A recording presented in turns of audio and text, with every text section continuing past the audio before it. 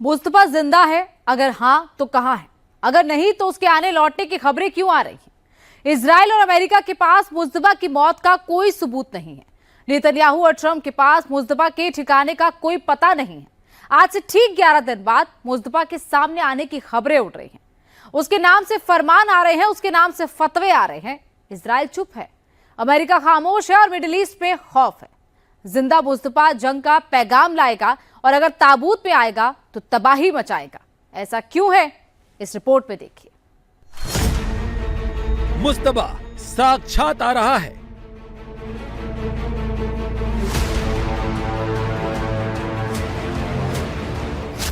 ताल ठोक कर आ रहा है।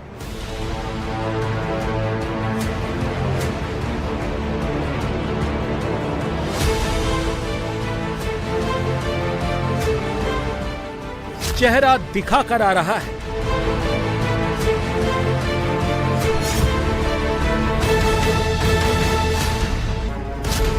तारीख बता कर आ रहा है। वक्त बता कर आ रहा है। जगह बता कर आ रहा है।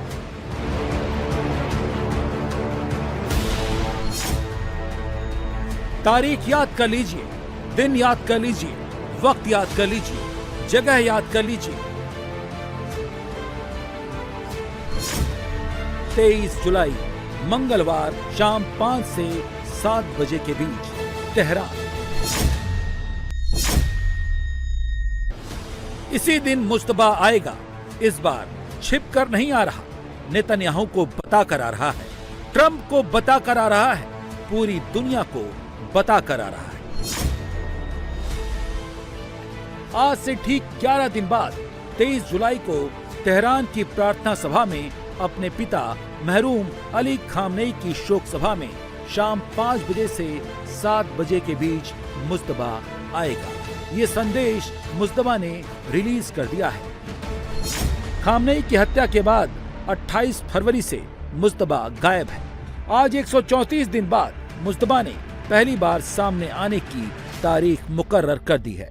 24 घंटे पहले मुस्तफा ने अपने खैरियत से होने की तस्दीक कर दी थी। पूरे ईरान को पैगाम के जरिए अपने वालिद और अल्लाह के रास्ते पर पूरे ईरान को चलने की अपील की थी और अपने पिता और युद्ध में शहीद हुए लोगों के इंतकाम की कसम खाई थी।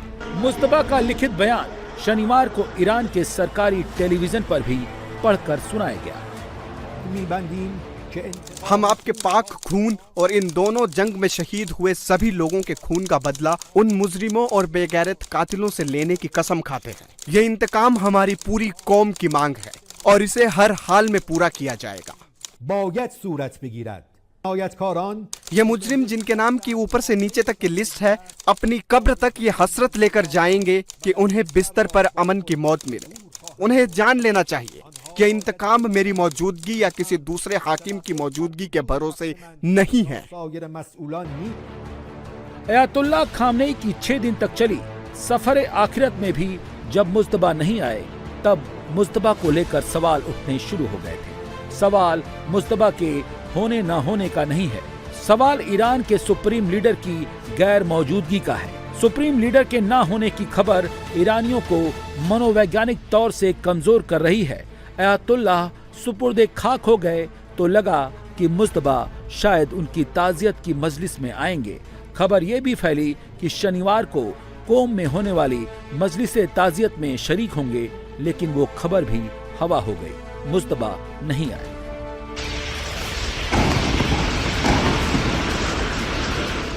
सीज फायर खत्म हो चुका है। अमेरिका ने हमले बढ़ा दिए हैं। इजराइल अमेरिका से हमला करने का ऑर्डर मांग रहा है। ईरान भी पलटवार कर रहा है। दूसरे राउंड की जंग शुरू हो चुकी है।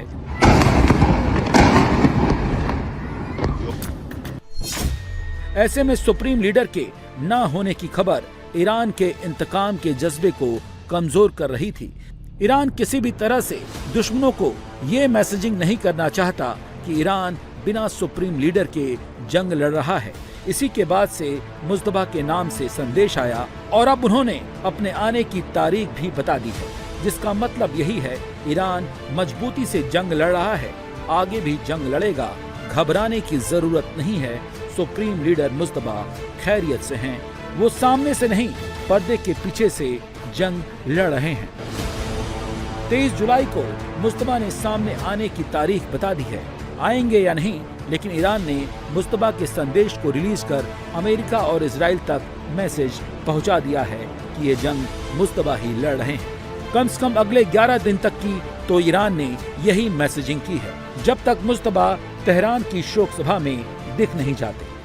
मुस्तफा को लेकर कोई कंफ्यूजन न ईरान में हो, न अमेरिका और इजराइल को हो, इसीलिए मुस्तफा के संदेश को एक एक करके रिलीज किया जा रहा है।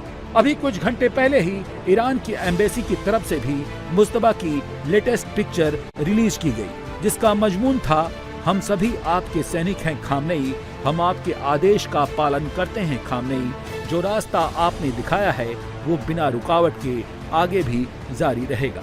लेकिन सबसे बड़ा सवाल है कि मुस्तफा क्यों रिटर्न मैसेज या कभी तस्वीरें भेज रहे हैं, 134 दिनों से सामने क्यों नहीं आ रहे। दरअसल मुस्तफा को लेकर सस्पेंस उसी दिन से बढ़ गया था जब 28 फरवरी को अमेरिका इजराइल के ज्वाइंट स्ट्राइक में अयातुल्लाह खामनेई की मौत हो गई थी।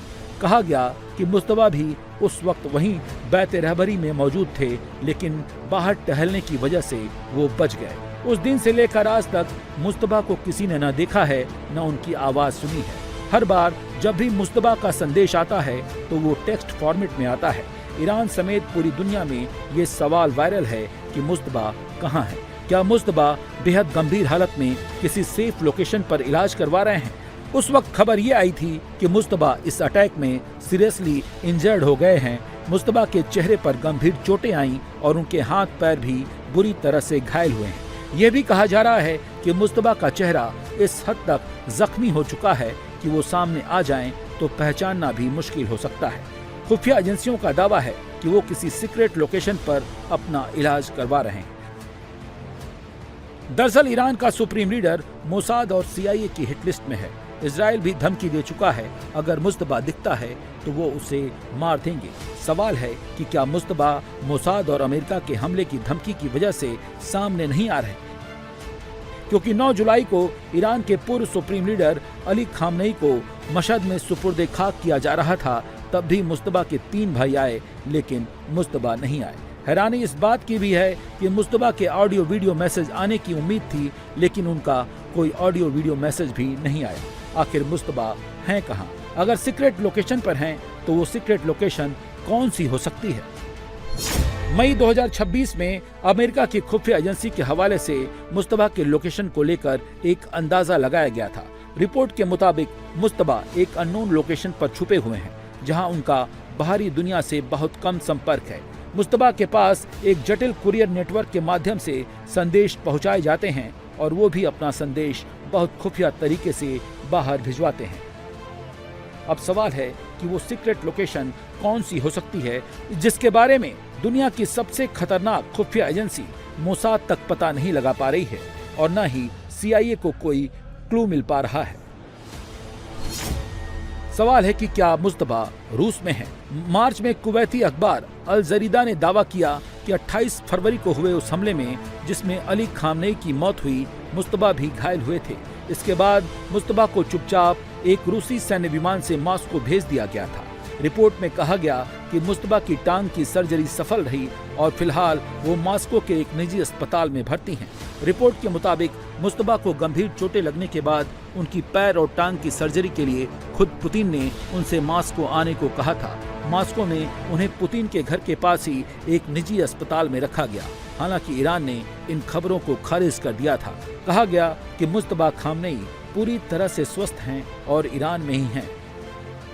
सच तो यह है कि मुस्तफा की लोकेशन को लेकर सिर्फ कयास लग रहे हैं, किसी को कोई कंफर्मेशन नहीं है। संभावना ये जताई जा रही है कि मुस्तफा ऐसी जगह हैं जहां मोसाद और CIA की एक्सेस होना नामुमकिन है। ऐसे में मुस्तफा के लिए नॉर्थ कोरिया भी एक सेफ जगह हो सकती है। तो क्या मुस्तफा नॉर्थ कोरिया में छुपे हुए हैं?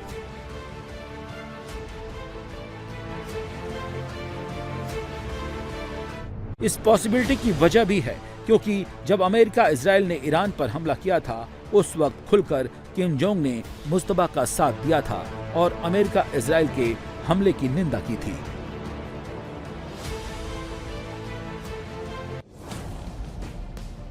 मुस्तबा जहां भी हैं, लेकिन अचानक से उनके रिटर्न मैसेज और आने की तारीख के मैसेज को एक बड़ी रणनीति के तौर पर देखा जा रहा है। जंग के हालात में ईरान को एकजुट रखना बहुत बड़ी चुनौती है। 134 दिन से अस्थिर ईरान में इस बात की भी आशंका है कि सुप्रीम लीडर की गैर मौजूदगी से ईरान में विद्रोह की आवाज भी भड़क सकती है। सुप्रीम लीडर के न होने से ईरान की सत्ता में IRGC की भूमिका बढ़ती दिख रही है। मुस्तबा के न दिखने से शक्तियां IRGC के जनरलों के हाथ में शिफ्ट हो रही हैं। ऐसे में सुप्रीम लीडर की सत्ता को बनाए रखने के लिए मुस्तबा का सामने आना जरूरी हो गया है और वो भी एक ही मुद्दे पर अपनी सत्ता को कायम रख सकते हैं, वो है बदला। अमेरिका इजराइल से खामनेई की मौत का बदला। کسی که کشت امام مرا چرا نکشیم که ننگ ماست اگر قاتل تو را نکشیم از این به بعد کفن جای جام بر تن ماست قسم به خون تو قتل ترامپ گردن ماست.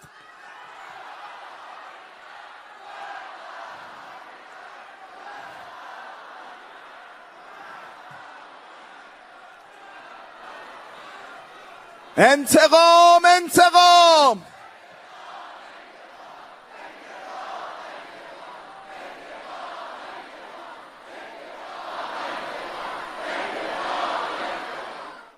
अमेरिका इजराइल के खिलाफ लड़ रहे ईरान के लिए IRGC की सत्ता के बजाय मुस्तबा क्यों जरूरी हैं, उसकी वजह भी है। मुस्तबा खामनेई के 4 बेटों में दूसरे नंबर पर हैं। मुस्तबा खामनेई पिता की विरासत के सबसे बड़े दावेदार थे।